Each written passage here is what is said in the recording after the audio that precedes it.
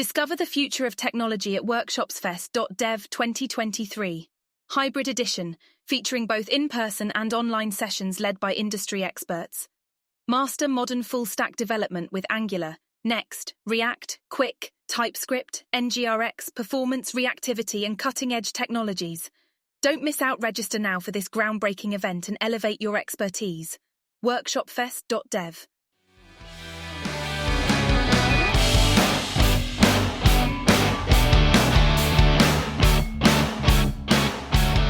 What's up everyone, this is Dariusz Kalbarczyk, co-founder of NG Poland, JS Poland, Quick Poland and WorkshopFest.dev.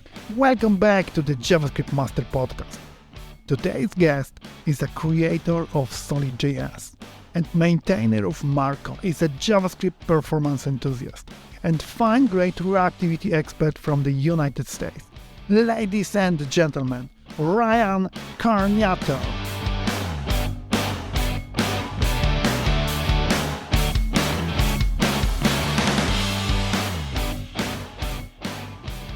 Hi Ryan, how are you? I'm doing pretty good. Yourself? Yeah, thank you. So for those who don't know you yet, please tell us about yourself and what you do. Yeah, as I already said, my name's Ryan. I work at Netlify on open source, primarily on my project SolidJS, which I started, which is a JavaScript framework, another JavaScript framework. But I've been working on it for quite some time. I started sometime in 2016. So yeah, it's been a good 6 years or so of working on JavaScript frameworks, and now I get to do that every day at work with Netlify.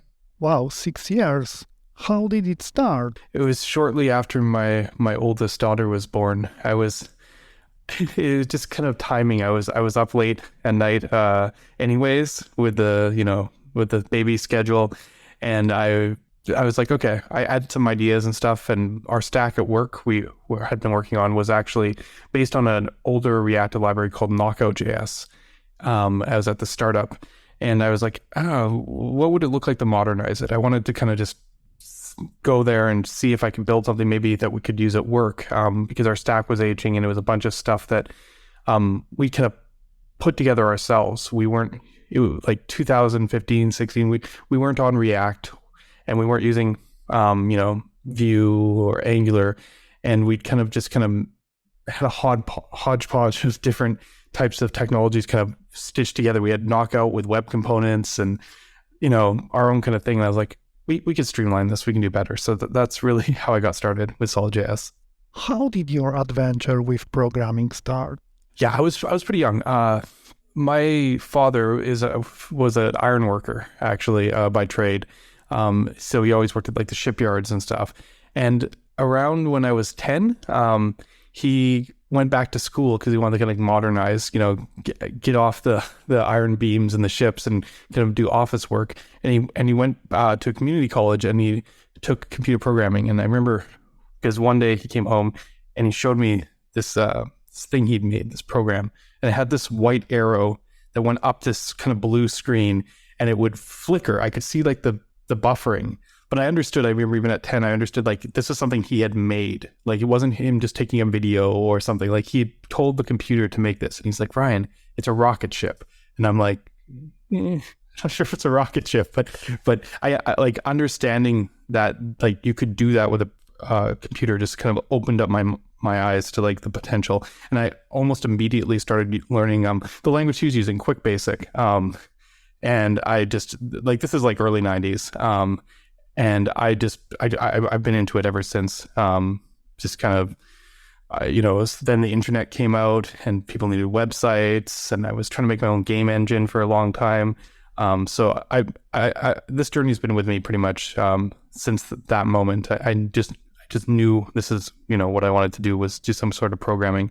And I was fortunate. My dad's youngest brother went to university around the same time, and he had some textbooks on Quick Basic, and I actually learned from these textbooks and the Gorilla's source code. If this is old school, but anyone ever learned Quick Basic, there was something called Gorilla to Stop Baz, which was this game where you like threw exploding bananas, and it was like a battle game, and all the source code was available. I remember printing like 30, 40 pages of this off on a dot matrix printer, the ones with like the holes down the side.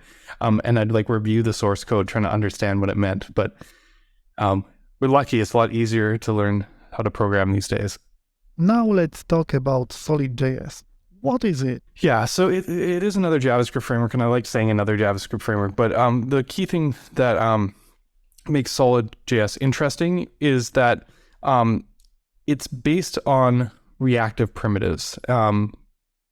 Basically, this I'm trying to think of the best way to describe reactive, but it's a system, a declarative system that auto detects change and keeps things in sync, which makes it perfect for things like UI. And the reason why this is unique, because in a sense, most UI frameworks are reactive in a sense, is this sort of, I'd call more fine-grained reactivity based on these primitives, like just, we have 3 concepts in Solid: signal, memo, effect. Was not very popular for most of the last decade. It goes back earlier to like, the first JavaScript frameworks, like I mentioned Knockout. But even before that, if you look in academia and like some functional programming stuff, we're kind of the late 1970s. But essentially the last decade, we've seen this kind of mentality around virtual DOM, which is the idea is you keep your data maybe simple, like plain objects, and you re-render everything in diffit. And where Solid is different is it's the data that's special. You define a few of these data primitives, like I mentioned, and then they manage all the change and ensure everything's in sync. And this has some implications that are interesting because it changes the way you might author and even what's capable with the framework. Is SolidJS ready for production? Solid's been around for a while. We did our 1.0 release back in 2021, so we're getting on 2 years there.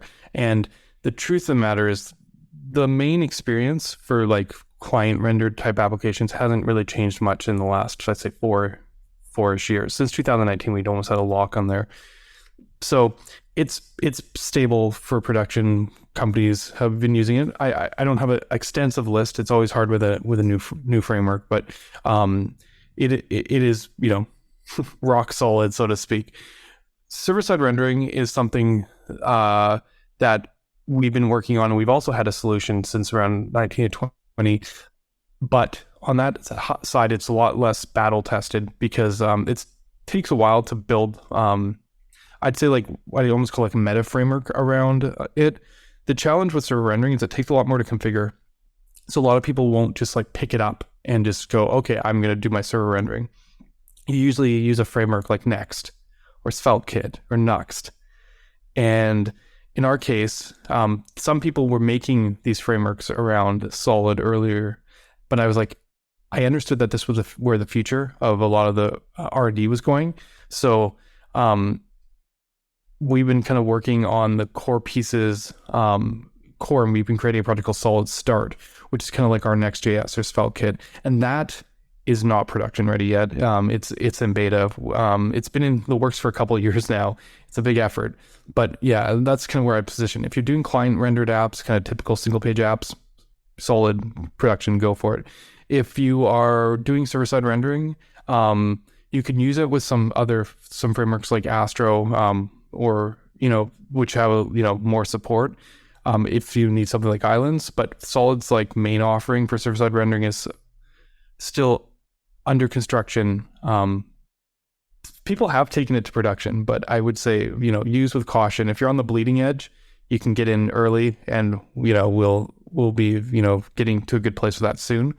But otherwise, I would say client side only if you really want a good production environment today. Does Solid support SEO well? See, I'm a pragmatist, which is why I needed to give you that big disclaimer there. Like, we do all our project server-side rendering with Solid Start, even though it's in beta. Some big companies have been using Solid Start. In production, I'm not going to, there's always a risk there. But yes, biggest thing with Solid is our reactive system is very lightweight and very performant as a first stance. So what this means is that the library is considerably smaller than some of the more popular options, and it also updates and renders fast. This was good for us because even pure client-side Solid with Lighthouse quite well. For a while, I didn't even think we needed server-side rendering because we were getting higher scores than server-rendered frameworks just because of how fast Solid was, and with a few smart architectural things like with routing, like parallelized data fetching in nested routes. There's a lot of things you can do architecturally.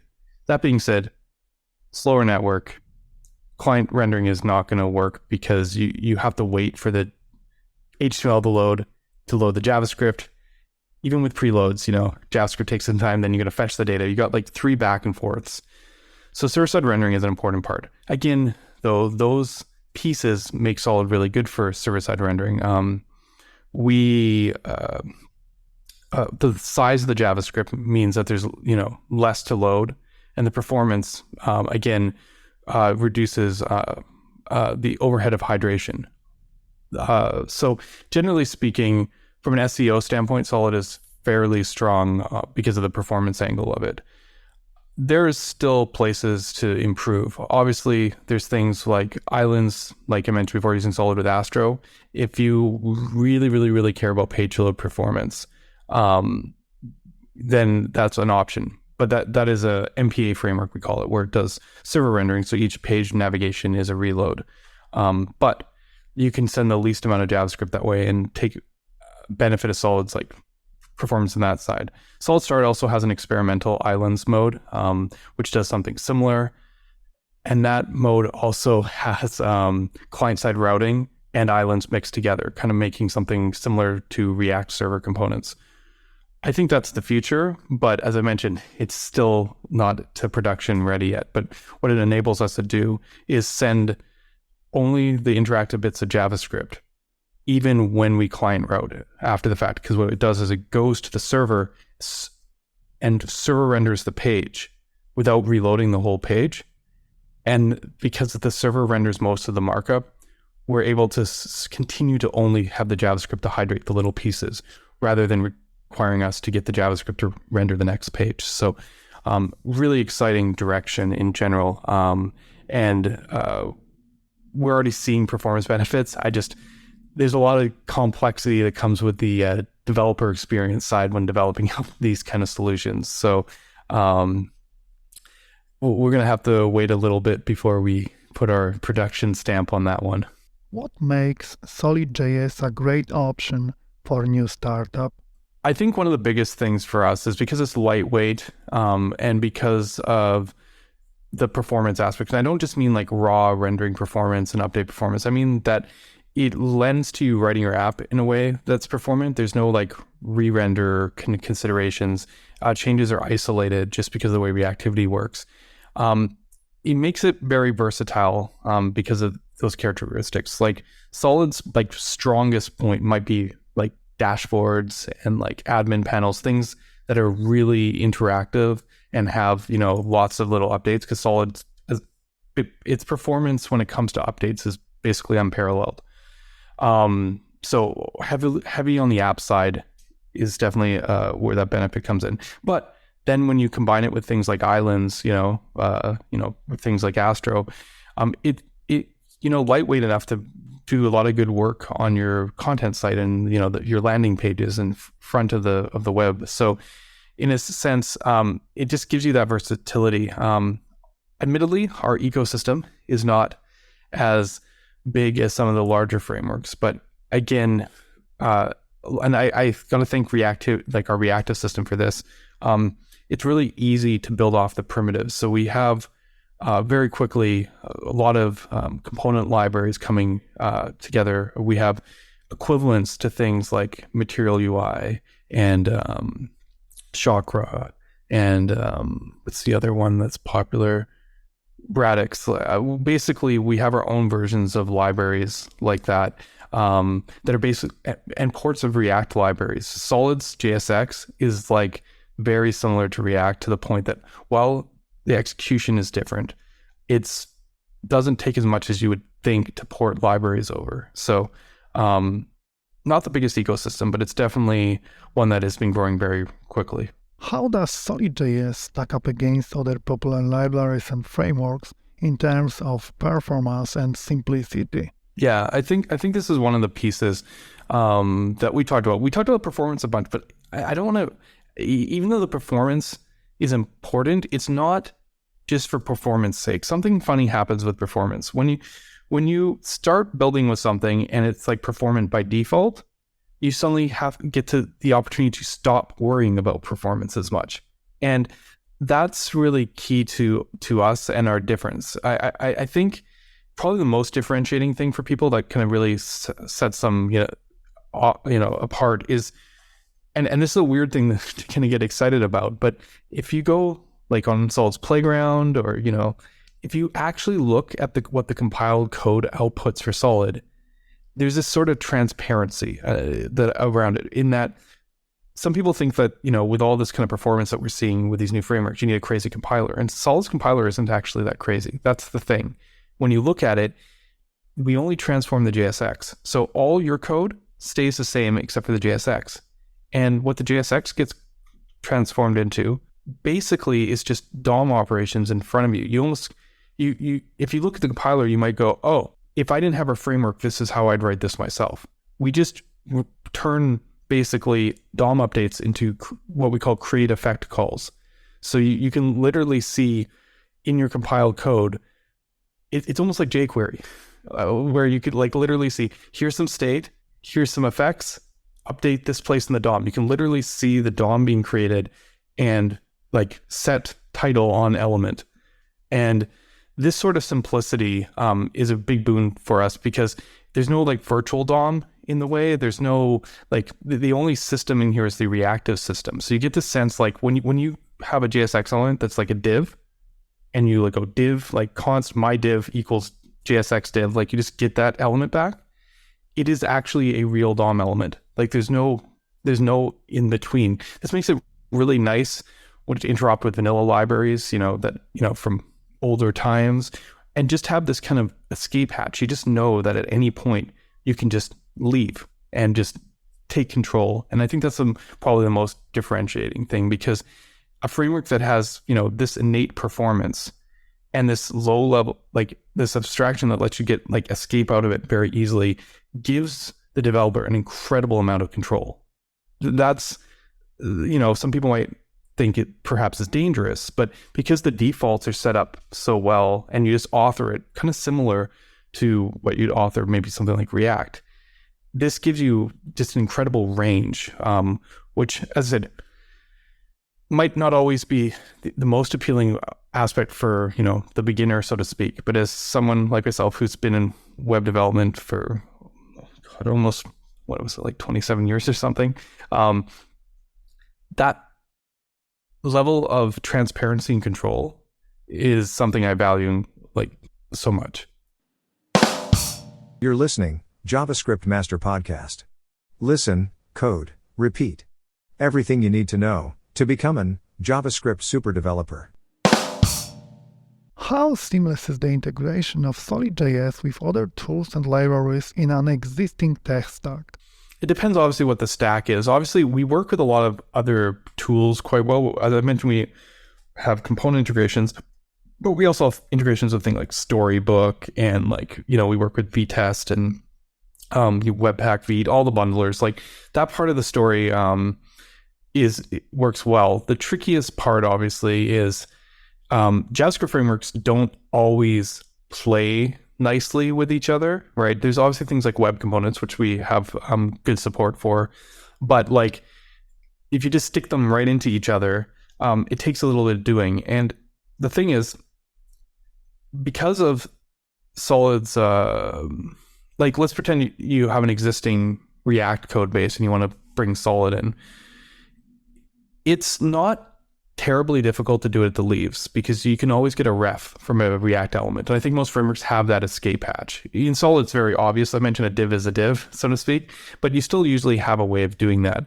So with about 30, 40 lines of code, you can make a component wrapper. So that basically goes, put my Solid component in React or vice versa. And I've made a few of those. I haven't actually published a library. I should probably do that. But essentially that piece isn't too difficult. The hard part actually is the builders and the bundlers, because now you might have two different types of JSX in your project. And, that's probably the main reason why I haven't published the library, because coming up with solutions to handle the multiple different kind of transforms and compilers, that's always takes a little bit more work, even if the runtimes can work together. But that's generally how I'd approach it. I'd probably keep my React app, start new projects, maybe, pieces, new page sections in Solid at the leaves, start building up that amount of shared Solid components, and then hopefully over time, maybe you can migrate it. But the idea isn't to, like, we haven't really strived for putting React in Solid, because while that would give us access to a greater ecosystem, perhaps, I think where apps are today, you're not ready to rewrite your whole app. You want to like change pieces of it. So our focus has been more on the other side. And to that, I mentioned obviously putting Solid components in React, but you can also, we have a state library for React called React Solid State, which is basically our reactive primitives: create signal, create effect, create memo, that control your React app, kind of like MobX. So you could start by introducing Solid's reactivity into your React app, bring Solid components into your React app that also work off that reactivity, and then, slowly change it over. And as I said, React's obviously the common case, but if you had a Vue code base, Vue and Solid's reactivity is almost identical. A similar wrapper could be made quite easily. Actually, that's probably the easiest one. And, in other frameworks, usually there's some way of getting external state management. I think it's going to be interesting because there's been a lot of talking about, Solid's popularized reactivity is called signals. That's kind of what our popular version is. We're seeing that in more frameworks now. So it might be easier over time for people to kind of like make those interop layers. One cool feature we have in Solid is that we can set an external reactive system, sort of like say MobX or maybe Angular signals when they come out or whatever. And we can use those signals natively inside Solid's JSX bindings, and they work just like Solid signals. So you can like bring in third-party reactive systems. So there is a story here of how we can kind of permeate into existing systems. But like any engineering problem that isn't greenfield, it obviously takes a little bit more work and consideration. Signals is a hot topic now. Yeah, I buried the lead a little bit. I was saying, what is SolidJS? If I was just a marketing person, I would have been like, SolidJS, the creator of signals or something. Or like, the funny thing is we didn't create signals. Signals, like the concept existed before in things like Knockout. But given all the hype that's been coming out, because signals got added recently to, let's walk backwards. Angular, probably the most recent. But if you go back before that, Preact, Quick, and then obviously there's the long time ones like Vue and Solid have had something like signals for a long time, but even technically Vue hid them. So I'd say Composition API in 2020, if we're stepping back to there, and then as I said, Solid before that, and then Knockout. But generally, it's kind of been credited to that. Solid is a big part of why signals are popular in the hype now. Because Solid, as I said, is a framework. It's a signals framework. Like, it was built on the foundations. It's like some libraries use signals as state management, a way to do optimization. When I built Solid, signals were like the starting point. So every single piece is based on signals, even the renderer, which is kind of crazy in a sense. It makes it unique because there's different sorts of rules, but it means also that the kind of reason people use signals, those kind of performance optimizations, every part of Solid is like that. We have no room to de-opt. We can't re-render. We don't know how to re-render components, essentially. We don't have that virtual DOM. So any place that you would try and de-optimize signals in another solution, just Solid doesn't work that way. So like, we kind of force your code to always be optimal. Yeah, that's the thing. That's why we had to come up with some other interesting solutions if you want to bring it in other libraries. You can do cool things with signals. Like, we have interop with XState and with Redux as well, because it's interesting. Those are two different worlds. Like, on their side, they generally use big immutable data trees, which aren't which are fine if you're re-rendering and diffing everything, but they're not really efficient for a library that does pinpoint updates. That's the solid strength, right? There's no re-render. It's literally what changes updates. And in order to get those libraries to work, we actually make use of one of our primitives called a store, which is a nested proxy. It's like nested reactivity. Every single property is reactive. And we have a kind of data diffing algorithm that lets you take the previous state of, say, a Redux and X state, diff it, and then the store will only notify on the things that change, and then your UI will only update in those pinpoint places still. So yes, it's all signals, essentially, but there is interop with existing state management libraries. People don't often go that route because Solid's built-ins, like the stores and the signals, already basically handle state library, and it can't really get any more efficient from the framework standpoint. But one of the cool things that is with things like state machines, for example, is you have a lot more, like there's more, how should I put it? There's more design around how data flows work. Like they give you more tools. There's a DSL there, and they give you more tools like dev tools as well. So it's still very valuable. If you have a problem that requires state machines, use state machines with signals, like Xstate with Solid. But for a lot of the simple stuff, I find with state management, 80% of it is around data fetching. So the last little bit, like if you have something really complicated that needs state machines, use Xstate or whatever. But for the most part, until you get to that point, you can just use signals to do that last 20% or stores, essentially. And as for the 80% on the data fetching side, Solid has built-in primitive called create resource, which essentially handles all kind of async data. It basically turns a promise into a signal. And it's super powerful because the framework's aware of this. So it's able to use that to coordinate things like out of order streaming during SSR and suspense placeholders and concurrent rendering. All this powered off this single primitive. And what I love about primitive design like that is it means that when someone makes something like I'm not sure if you've heard of it. In React, a very popular data fetching library, it's called React Query. There's a Solid query that is a port of that, and it uses Solid's resource in it. And what that meant was they just use the resource inside. Now we have Solid query, kind of adds that caching layer and all the cool stuff like like when you switch tabs, it refetches and all that kind of stuff.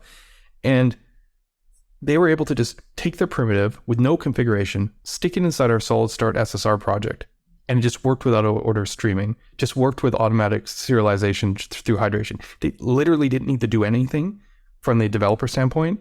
Like you just put it in and use it, and it's like it's first party. That's the power of composition and primitives, and that's why I really like the whole signals approach. How many people are working on SolidJS right now? There's a number of maintainers and contributors. I am the only person who gets paid full time to work on Solid right now. But we have a core team of about 6 people, and they are all working on various aspects of it. Plus, and I can volunteer in their time. Plus, we use our open collective money to pay into a fellowship program where we, give a bit of money to often students or people, kind of like younger people getting into software development around the Solid project to work on different projects. Like I believe currently we have 3 fellowship programs going, one on docs, one on dev tools, and then one on like our rendering technology. And that's been working pretty well for us. And beyond that, we kind of have it's not official so much as an ecosystem team of people and maintainers who maintain libraries. One of the interesting side effects was we did a hackathon last year, and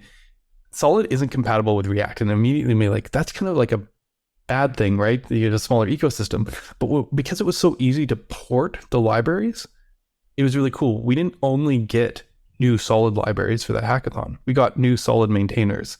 And so there's a kind of community of these guys, people working on these various libraries, and we support them in our Discord and whatnot. So they're kind of like the outer rim of it. And this fuels into even projects that are core adjacent, like Solid primitives and Solid testing library. where these are just important utilities out in the ecosystem.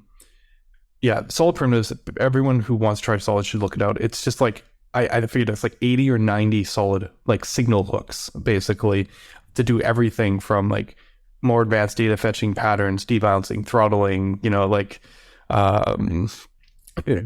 device specific APIs, basically every little toolbox of what you would need in a Solid app.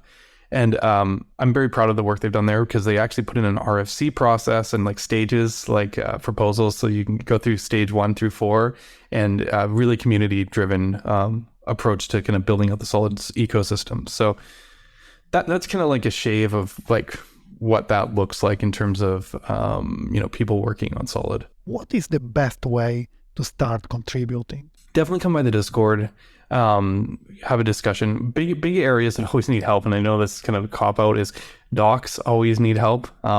So like the easiest way to get started is like follow some of our docs on the website, go through the tutorials, and then be like, did this make sense to me, right? And then just like, if it didn't, keep track of it. I know that's the reason it's a cop out. It's like your first day or two at a new job, and you generally get the handoff from the last person who started, right? Each person's supposed to hopefully make that process a little better, but I know it gets stagnant sometimes over time.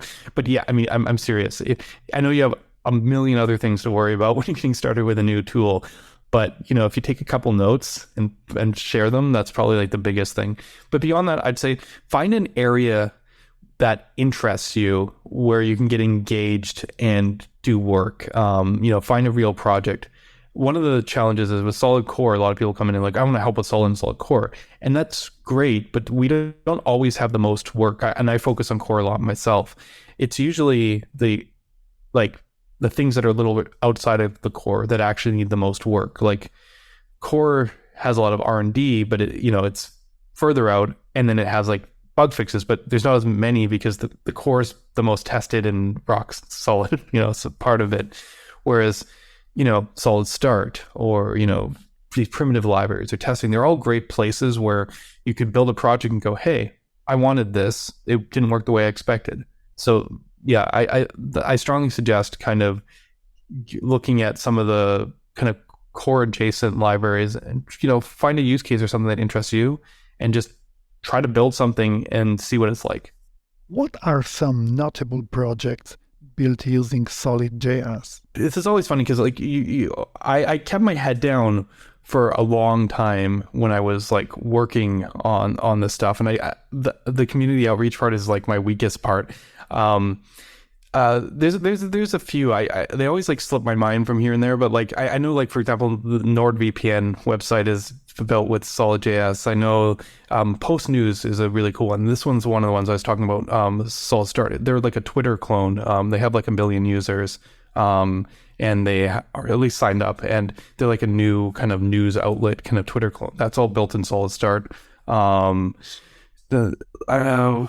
Trying to remember. It's so funny because we have a lot of internal people reach out at companies and tell us about it, but I don't always get like the headlines. I know,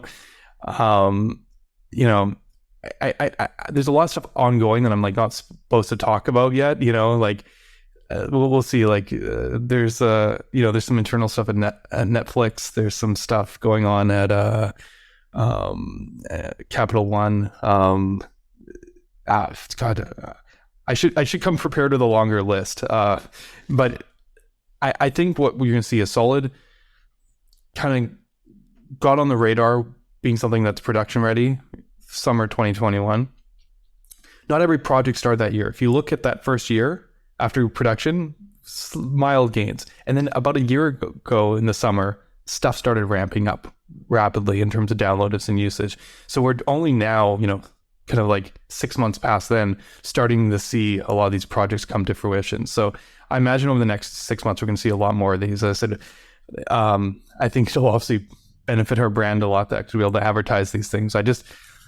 A lot of the times they don't want to advertise until like the product is launched, so to speak. But a lot of exciting stuff happening. Can you discuss the learning curve for developers transitioning from other libraries or frameworks to SolidJS? there's two different ways to teach Solid, and my guy Dan would tell you all about like his different approaches to it. He's the guy in charge of the docs, and I'm glad he is. The challenge is that in a lot of ways, Solid's model, once you understand the reactivity, is one of the most simplistic, but you have to understand the reactivity, which is like the caveat here. So like, there are some frameworks that are positioned like you don't have to really think about reactivity. You just like, Svelte is a prime example where you literally just write a bunch of let variables and then go let X and then put X in your template and it just works. And the interesting thing about that is you can basically get pretty far without understanding at all how it works, and then realize later that there's a lot more going on under the hood. Vue to a certain degree is like that as well. React was on the opposite side, where they're like, here's a bunch of primitives and there's best practices of how to put them together. Solid is more like that. I think the biggest thing though is there's still like a tiny bit more of a learning curve over React because you have to understand how signals work.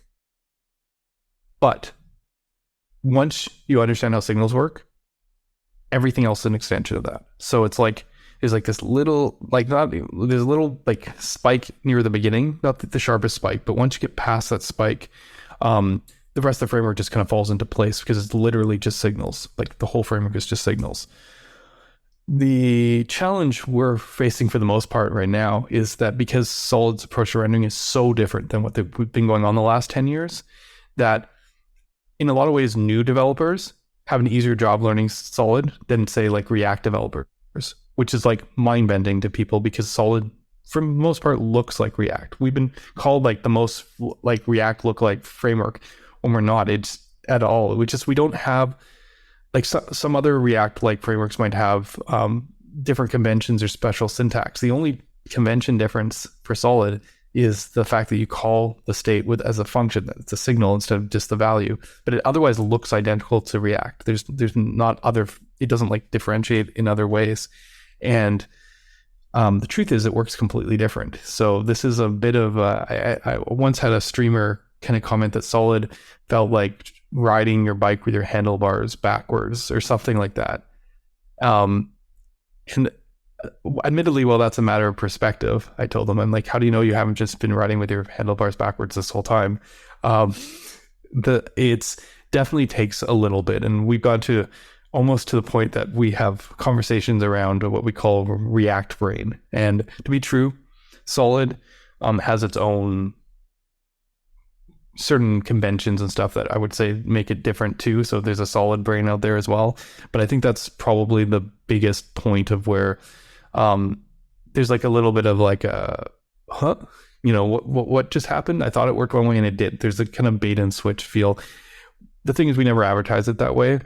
I think people learning should look at the docs. One of the biggest challenges we've had with Solid is people will be like, go on stream or, to do some kind of thing like, today we're going to use Solid for the first time, and they just don't look at the docs. They literally just pick it up and use it and start using it like React. Super, super common. I say like 80 or 90% of people pick up Solid, don't look at the docs and just pretend it's like React. And it gets them, they have an amazing experience for the first 2 hours or so. Like I watch the streams, I always know, maybe it's an hour and a half in, they're like doing everything and it's so powerful. I'm like, this is amazing. This is like they improved. React should have always been like that. And then they realize, oh wait, why is this not updating? Something's different. And I think that's one of the places we're going to put a lot more focus in the future. I mean, it's hard if someone doesn't look at the docs. How do you make them look at the docs? Well, the answer to that is we've been doing a lot more with TypeScript and like compiler warnings and stuff to kind of guide people a little better. Because if they're not going to the docs, we got to come to them. So that's been a kind of interesting focus as of late, because it's interesting to be in a position where it's more challenging for people with a certain type of experience rather than beginners, so to speak. But that's just the result of a lot of our design choices, which it's interesting to me because I said we didn't set out to copy React. Really, it was just like a bunch of funny things. Like the JSX was valuable and we did pull that from React. And we did end up kind of with something that looks similar to React's hooks API. But the truth of the matter is we had hooks or signals before React had hooks. So like we were already using these kind of patterns. And I was just sitting there going, man, how do I make sure that we get unidirectional flow? I didn't want two-way binding. And then React released React hooks. And I was like, oh, that return the array, that's the trick. But it's just interesting that it wasn't like us trying to copy React to React 18. It was more of like, I saw some stuff from React that improved what we were already doing, but Solid is otherwise a very, very different framework. It and React are almost on the opposite sides from how the technology works standpoint. I think that one of the interesting things about it, what make it kind of, and why people rave about it, is because components don't re-render. There's no like memoizing primitives. There's no react.memo or use callback, even use ref. There's no actual, there's basically no primitive to handle the fact that things re-render, which means that when you pull all those away, all you're left with are hooks that essentially deal with data, like our state or our derived state or our side effects. And this is very powerful because it basically eliminates half of the language of React, so to speak, which means it feels really nice because it's like, okay, I'm kind of developing something that feels like React, except I don't have to worry about all the hooks that are there just for performance. In a sense, React is working on a compiler to do just that. And their compiler is going to like generate a bunch of code in the background that, auto memoizes and makes sure things don't rerun. But what's interesting, as I said about the Solid approach, is you get that performance, you get that execution without a fancy compiler. As I mentioned, you literally look at the output and we don't change your code. So like this is sort of the difference there and why people kind of like the DX. It's not, it might start similar to React because you're like, oh, I just got some state and some JSX. But then when you get to the next step, you kind of realize that like a whole class of consideration just isn't there. There are new considerations. Signals have this one rule, and especially when we adhere to it so strictly in Solid, it's that you have to access them where you use them. So it is possible to lose reactivity. We have like linters that warn you about this and stuff, but you can kind of understand that in this world it is possible, and it's possible with the easiest thing, destructuring props. I just tell people don't destructure props and then you're fine, but that's generally like the difference. If you're okay not destructuring props, which for some people apparently this is like a deal breaker, and we actually have a Babel plugin that undestructures props that lets you destructure them and then convert them into not being destructured so Solid can use them. But again, I didn't want to get too crazy with the compiler. I just wanted like the code you write to be the code you get out. But yeah, if you use that, I guess you're fine. But if you can live with that, then you remove a whole bunch of considerations or like hook-like features that deal with memoization. You're never asking like, do I need to make this into a new component to be optimized? Like, how do I avoid re-renders? How do I hoist the state? Like, does putting this in context cause the whole app to re-render a bunch? These are just not considerations. You put a bunch of signals in context and use them, it's only going to rerun the places they're used. It's not at all tied to the render tree. So I would say in a lot of ways, maybe Vue, but Vue has like its other kind of stuff. I don't know if there's actually a framework that has the same sort of DX as Solid, where you have this combination of like very primitive, very like not a bunch of magic shorthand type stuff. Like basically everything's just JavaScript, JSX, and with the kind of ability to just not worry about, these kind of memoization or update patterns. As I said, it's like somewhere between, say, Vue and React, and hopefully gets the right mix. How has SolidJS attract interest and adoption in the web development community? Yeah, I mean, this is an interesting one because it's like hard to track. We've been like the work I've been doing and the community, our kind of maintainers have been doing has been very much on the bleeding edge for several years now, right? The signal stuff, was a big deal. But then we also were one of the first frameworks to have streaming and out-of-order streaming with our SSR. We pushed the boundaries on stuff like server components and islands as well. And there's a bit of that obviously lends into, being mind share because people like understand about the performance and, kind of like these DX benefits that we've been talking about. But that doesn't win over the larger audiences. And I that's just a slow journey. I think what we've just been seeing is this like, it starts with people trying it, people liking it, and then, each little piece that kind of helps them solve their problem kind of allows us to get to the next step. I think the beta release of Solid Start was really big for us. That not that many people are using it yet, but when people can see the potential of the technology, and go, like this is incredible. Like again, our compiled server functions and stuff, server $, which we got the $sign from Quick. I gotta give them a heads up there, but using it for that application to do remote RPCs was another thing. To kind of influence the rest of the ecosystem. We're seeing it now obviously Quick added it, but we're also seeing it in React itself. So like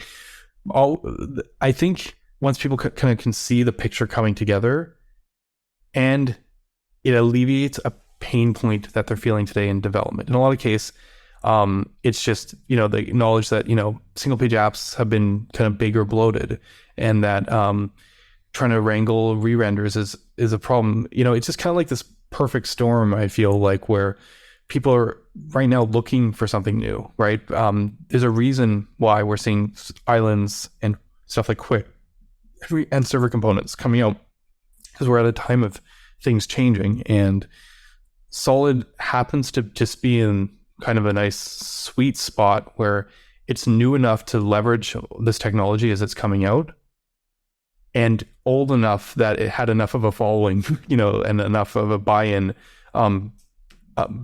as we kind of jumped into this zone. So, it puts it in a nice place because it's got, as I mentioned, it's a lot more mature than some of the newer solutions, but it's not so mature that it doesn't have a lot of the most cutting edge technology.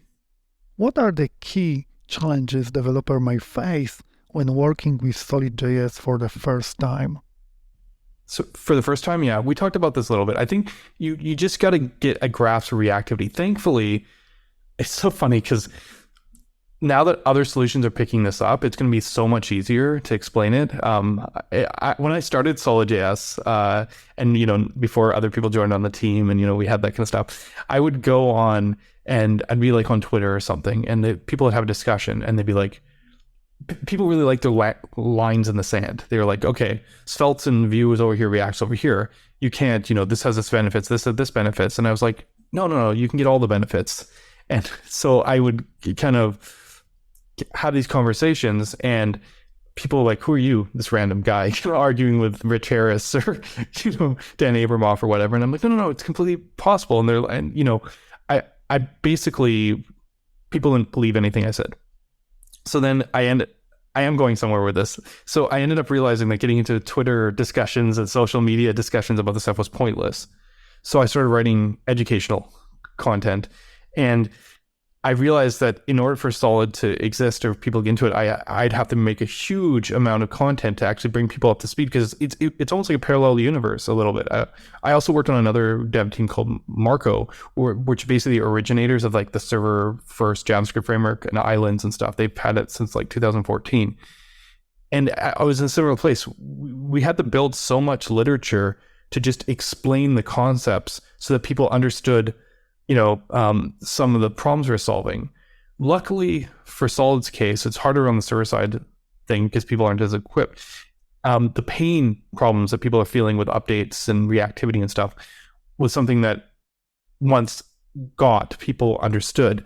But I ended up writing article after articles about how signals work and this kind of like learning process. And luckily now that with Preact and Quick and Vue acknowledging their signals and Angular, I think the educational content around signals is going to be, like at a whole nother level. I'm not going to have to do this all myself anymore. And I think that's going to make a big difference in terms of that. But that is definitely the thing. As I said, like it's once you get the reactivity, the rest of the framework is just like, oh yeah, of course. Like there's no other layer. There's no like special, like renderer or something like the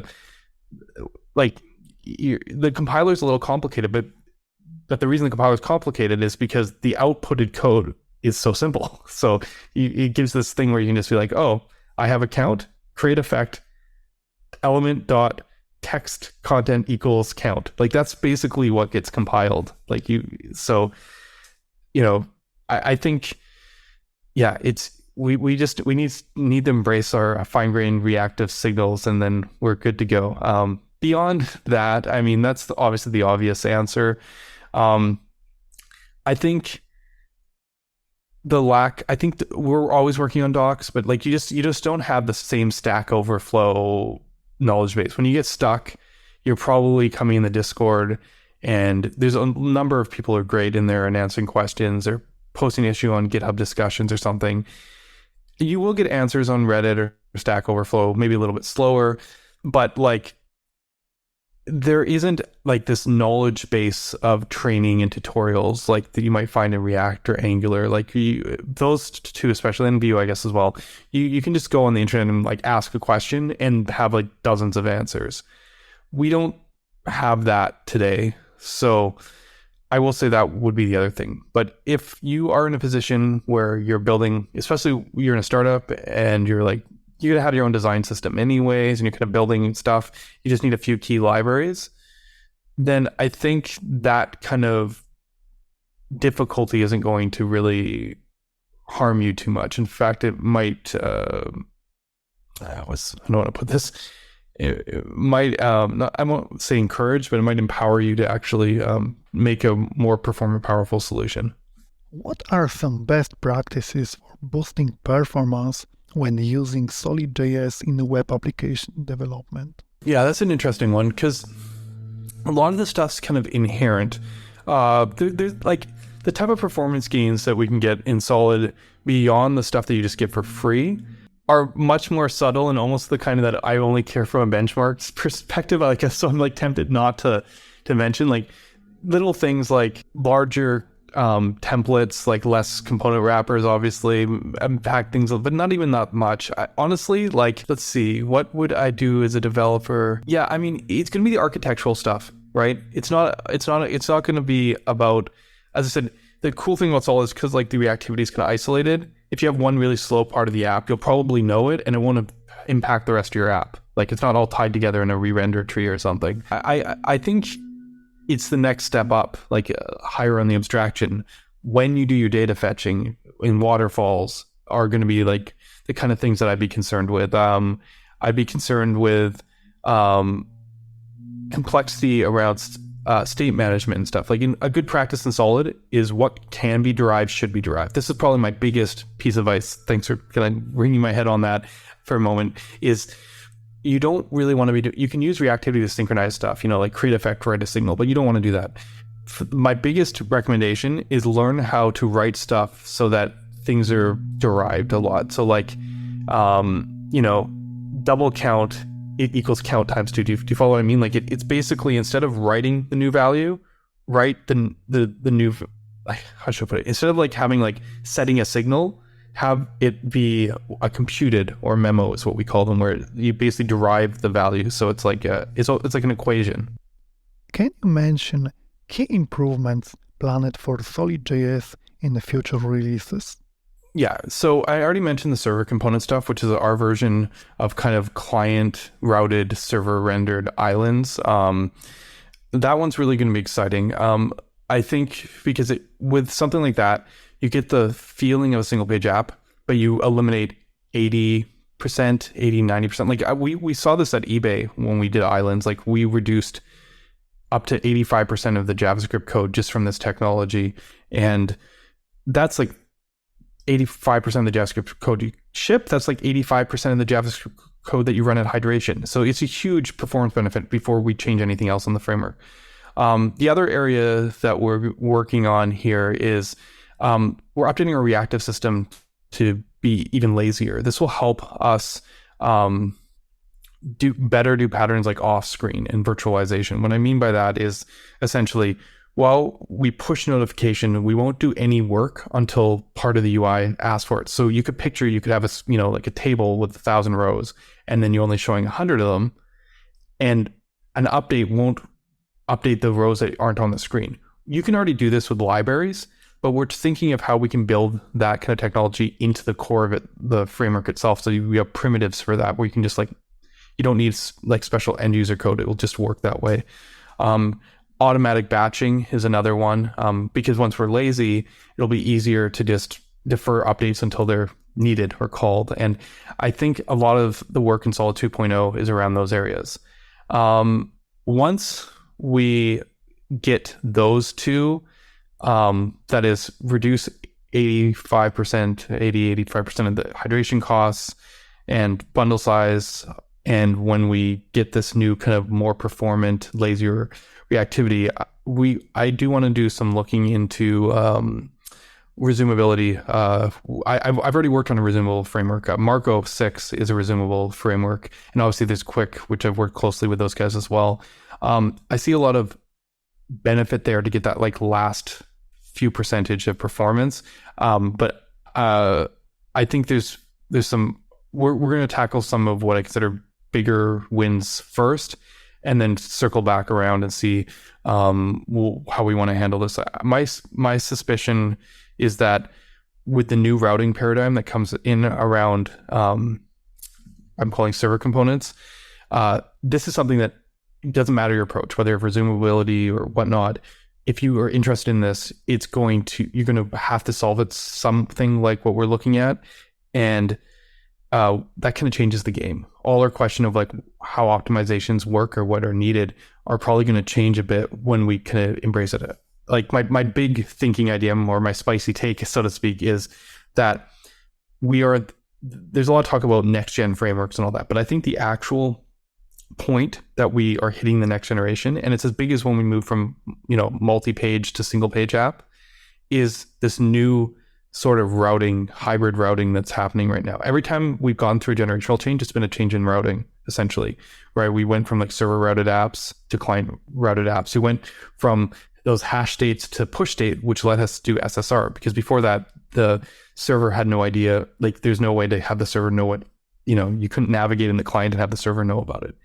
And now this new hybrid routing is that next generation. Again, it's an architectural consideration. It's like that layer above that we need to kind of look at. And my gut is this is a game changer. And it'll have everyone kind of reevaluating how they think about what interactivity on the page means, under this new paradigm.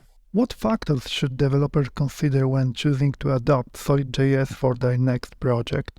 As I said, there's always a risk with a newer framework because of the ecosystem size. So if most of your requirements have you, building your own stuff anyways, or it's internal, I definitely consider it. If performance is high priority, and it isn't for all projects, but if performance of size is important, I would definitely consider it. What are available resources for developers to explore and begin with SolidJS? It starts with a website, which I've mentioned before, but there's a lot of really great resources on the website. There's obviously the tutorial and the docs, and links to GitHub and Discord. But there's also a resources tab that I think everyone should check out, where we link articles and libraries. And you can go in there. There's hundreds of solid libraries in there. It's the best place to actually look for them. You just search what you're looking for, a form, put it in. There's 7 form libraries. You get a really good idea. It doesn't have every library, but we try to keep up to date on it. And if you, again, want to learn about Solid, there's videos, articles, hundreds of those in there as well. So huge amount of knowledge resources and libraries you can use, just linked right off the website. If I could advertise it more, I would. But yeah, the other thing is, as I said, get involved in the community, come join the Discord. You'll find us all there, and we can start building. That was the last technical question. Now, let's move on to the non-technical part. What kind of person is Ryan? How do you see yourself?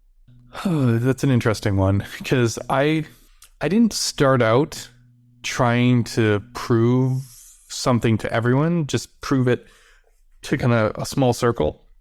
This kind of conception around frameworks, like who's going to bother making a JavaScript framework? It is a lot of work, and don't we have enough of those? So it does definitely take a certain kind of personality that doesn't mind kind of spitting in the wind, what is the term is, because it's like it's an uphill battle. But it's, for me, it didn't start with any kind of ambition to that sense. I was a pure kind of technology play. I was like, React, I saw these like memes and things where people are like, virtual DOM slow or fast, DOM is slow, and all this stuff. And I watched all those early React talks, when Pete Hunt came out and Brian Florence, and they did all these talks explaining like the performance benefits of the virtual DOM and all this stuff. And I was like, it wasn't what I'd observed, and I really liked the pattern around like these composable primitives. And React at that point was like using classes. So I was like, I just wanted to do this for myself. I wanted to prove that it could be fast. And it was only after React hooks, were released that I was like, oh, other people might be interested in it. I'm going to, promote it or talk about it more. But so I think that's important to understand, because like I built the framework based on what like me with I forget, maybe 12 or 13 years of experience under like what like wanted, not based on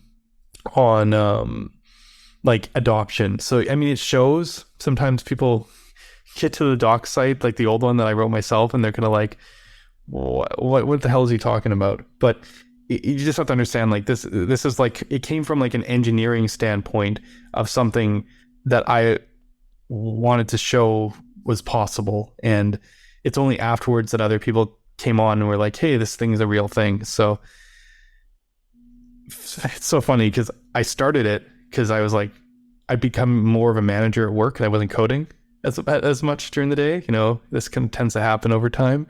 And I was like, okay, how do we streamline things? And, I started building this. And then nowadays I do get a mix, but it is interesting. I'm actually doing a lot of management from the Solid perspective rather than just pure like put on the headphones and get coding. So it's funny how these things full circle, but maybe that gives you a little insight into me personally, because it's like at a certain point you realize that the odds are just insurmountable, especially when you do things by yourself. You can't accomplish anything. So you have to lean heavily on the community, and these are volunteers. You don't, there's not people getting paid necessarily.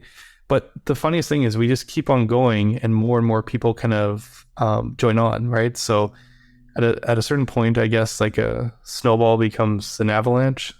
So we're just going to keep on going. Do you have some hints for us regarding self-organization? Oh, I wish.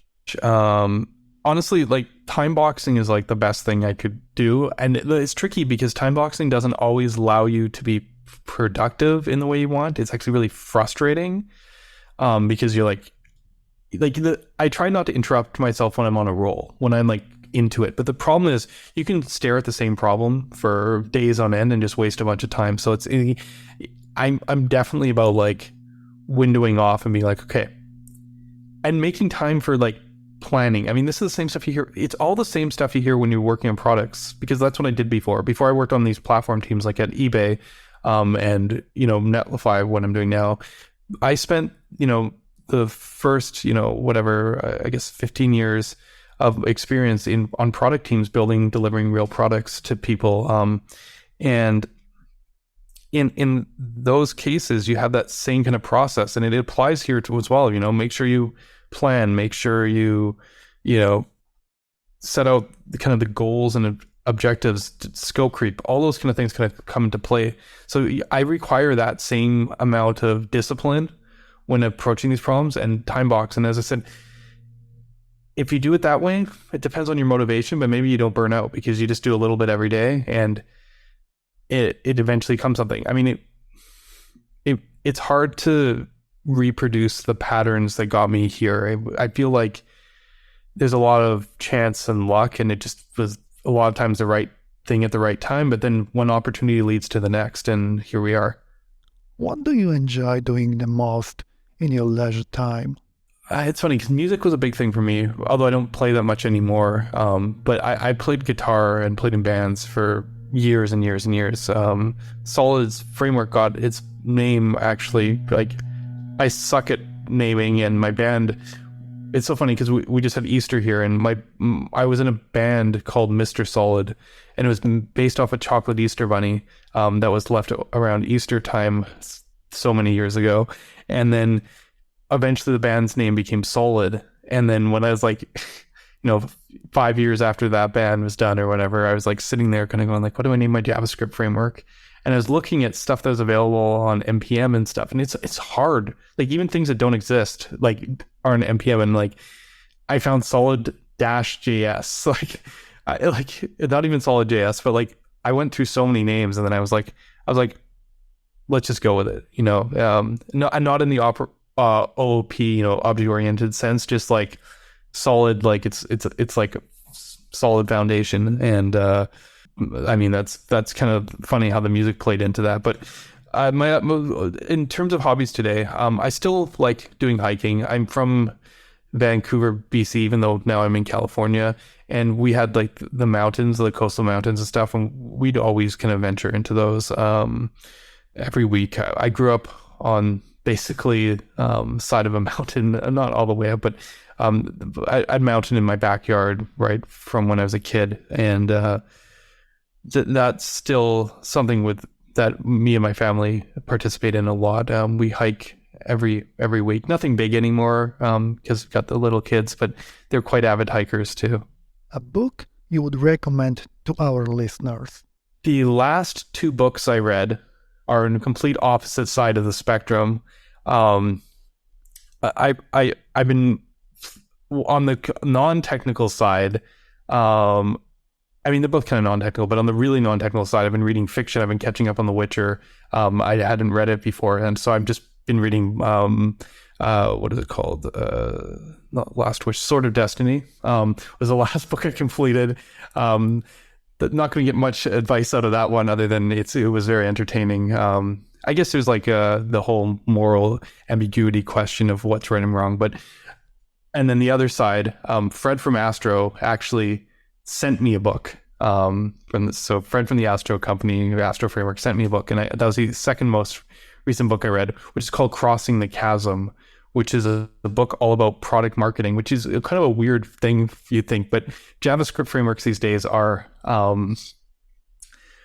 a product. So the book was all about understanding the difference between early adopters and how to get mainstream adoption, which is very interesting to me because in tech, it's a different journey, and it's not even just it doesn't matter what kind of tech.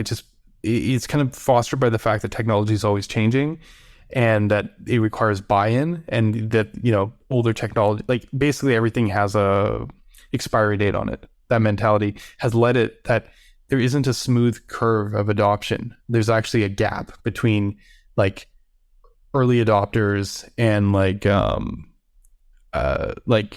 enthusiasts and the mainstream. And to get across that gap, you almost have to completely change what you're doing compared to what you did to get the early adopters. Early adopters and stuff are all care about like the potential and the innovation.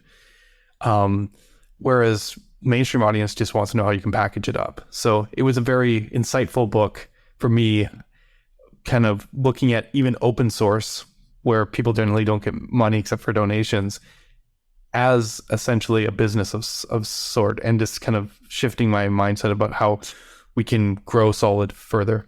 I'm truly grateful for your participation in the podcast. Your insights and contribution made it an unforgettable experience. Thank you so much. Thank you so much for having me.